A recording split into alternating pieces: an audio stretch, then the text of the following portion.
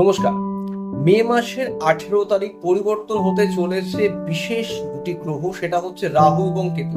এবং এই দুটি গ্রহের প্রভাব কিন্তু প্রত্যেকটা রাশির ক্ষেত্রে, প্রত্যেকটা লগ্নের ক্ষেত্রে, যার রাশি এবং লগ্নের ক্ষেত্রে কিন্তু প্রত্যেকেই এটার ভোগ বা ফল কিন্তু তারা পাবে, ইন্ডিভিজুয়ালি কিন্তু তারা পেতে থাকবে।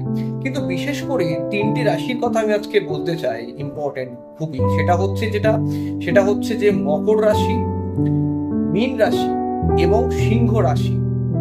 মকর, মীন এবং সিংহ রাশি এবং লগ্নর ক্ষেত্রে কিন্তু একটু ভিন্ন প্রকৃতির হবে রেজাল্টটি।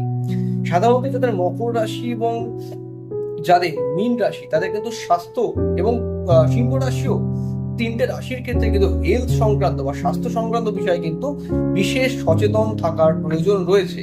নিজেদের শরীর চর্চা থেকে শুরু করে দিনের রুটিন, প্রত্যেক দিনের যে ডেইলি রুটিনটা কিন্তু খুব সুন্দরভাবে কিন্তু করার প্রয়োজনীয়তা রয়েছে।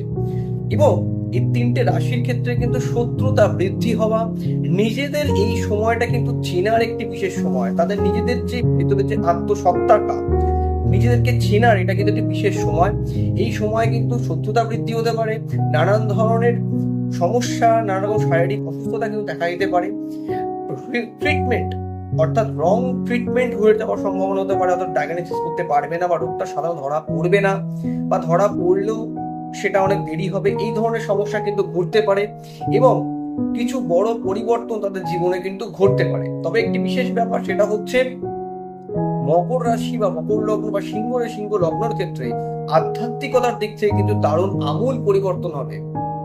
যারা এই বিষয়ে বিশেষভাবে জড়িত ছিলেন না, তাদের কিন্তু এই যে সময়টা, এই যে বছরটা শুরু হচ্ছে বা এই যে সময়টা শুরু হচ্ছে মে মাস 18 তারিখ থেকে কিন্তু ট্রানজিটের জন্য, তারা কিন্তু আধ্যাত্মিকতার মধ্যে কিন্তু প্রবেশ করবে।